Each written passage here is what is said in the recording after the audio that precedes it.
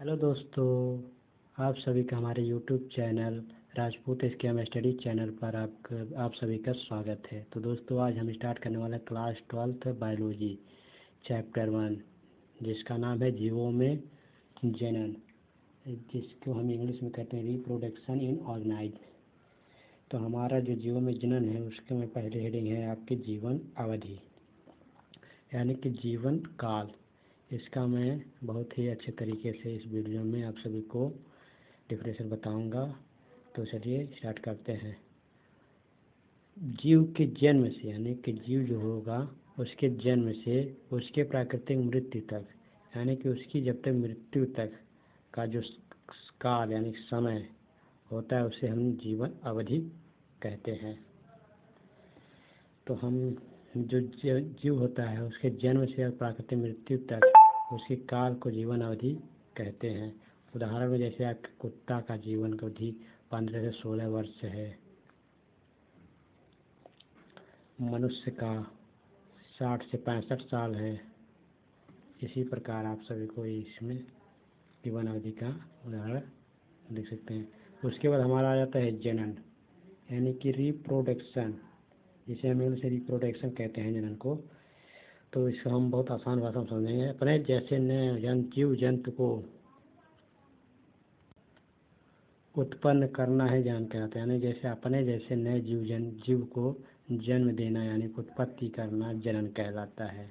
जनन दो प्रकार के होते हैं, अलैंगिक जनन जिसे हम एसेक्सुअल रिप्रोडक्शन कहते हैं, और लैंगिक जनन जिसे हम सेक्सुअल रिप्रोडक्शन कहते हैं। तो अलैंगिक जनन में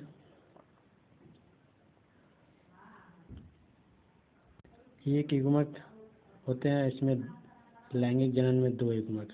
तो चलिए हम इसे अच्छे तरीके से समझ लेते हैं।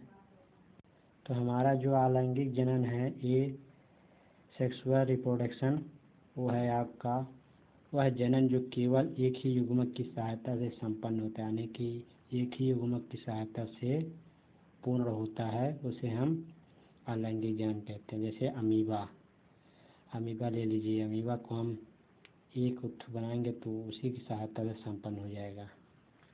उसके बाद हमारा आता है लैंगिक जनन, यानी कि सेक्सुअल रिप्रोडक्शन, वह जनन जिसमें नर युग्मक और मादा युग्मक दोनों की आवश्यकता होती है, जिसे हम लैंगिक जनन कहते हैं। यानी कि नर युग्मक और मादा युग्मक यानी कि महिला पुरुष दोनों की आवश्यकता होती है, तो जिसे हम लैंगिक जनन कहते हैं। यानी जो आपका मनुष्य होता है वो आपका लैंगिक जनन में आता है। उदाहरण के लिए जीव जंतु जैसे हम मनुष्य मान लीजिए, आदि और भी अधिक आप ले सकते हैं। उसके बाद हम इसे चित्र के माध्यम से समझेंगे, जैसे कि आपको दे देगा। ये आपका शुक्राणु हो गया, ये अंडाणु। जब इसका हम निषेचन कराएंगे तो इसकी जो संतान होगी वो शुक्राणु अंडाणु से मिलकर बनेगी। यानी कि इसमें चित्र के माध्यम से समझ लीजिए। ये देखिए आपका ये शुक्राणु है और ये आपका अंडाणु है। तो जब ये निषेचन होगा, जब ये आपस में निषेचन करेंगे तो आपकी जो उत्पत्ति होगी वो संतान की उत्पत्ति होगी। तो हम इस वीडियो को एक बार हम फिर से समझ लेते हैं। तो हमारा जो जीवन अवधि है उसे हम अच्छे तरीके से फिर से समझ लेते हैं। जीव के जन्म से उसके प्राकृतिक मृत्यु तक का यह काल जीवन अवधि कहलाता है, यानी कि जीव के जन्म से उसकी मृत्यु तक का जो समय होता है वही आप उसकी जीवन अवधि कहलाती है। उदाहरण में कुत्ते का जीवन अवधि 15 से 16 वर्ष है, ये लिख लीजिए। उसके बाद जन्म यहाँ तक जिसे रिप्रोडक्शन भी कहते हैं। उसके बाद अपने जैसे नए जीव जंतु की उत्पत्ति ही जनन कहलाते हैं, यानी जो अपने जैसे नए संतान यानी जीव की उत्पत्ति ही जनन कहलाता है। जनन 2 प्रकार के होते हैं, अलैंगिक जनन, लैंगिक जनन। अलैंगिक जनन को हम एसेक्सुअल रिप्रोडक्शन कहते हैं, लैंगिक जनन को सेक्सुअल रिप्रोडक्शन कहते हैं। उसके बाद हम देख लेते हैं अलैंगिक जनन, वह जनन जो केवल एक ही युग्मक की सहायता से संपन्न होता है, जिसे अलैंगिक जनन कहते हैं। वह जनन जो केवल एक ही युग्मक एक ही युग्मक से संपन्न होता है, यानी पूर्ण होता है। अलैंगिक जनन कहते हैं उसे हम। उदाहरण में आपको जैसे लिख लीजिए अमीबा। उसके बाद हमारा आ जाता है लैंगिक जनन। वह जनन जिसमें नर युग्मक और मादा युग्मक दोनों की आवश्यकता होती है, जिसे हम लैंगिक जनन कहते हैं। उसमें देखिए आपको एक युग्मक की आवश्यकता होती है, लेकिन लैंगिक जनन में आपका 2 युग्मक यानी नर और मादा दोनों का आवश्यकता है इसमें, जिसे हम लैंगिक जनन कहते हैं। उदाहरण में आप जीव जंतु को ले लीजिए, मनुष्य को ले लीजिए। उसके बाद हम उदाहरण के माध्यम से समझ लेंगे, जैसे कि आपको देख लीजिए शुक्राणु और अंडाणु, जब इसका निषेचन कराएंगे तो आपके संतान की उत्पत्ति होगी।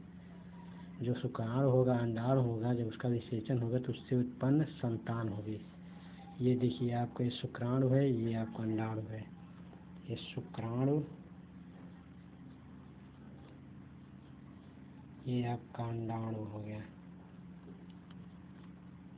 जब इसका हम निषेचन कराएंगे तो आपकी जो संतान होगी वही आपकी लैंगिक जनन से उत्पन्न होगी।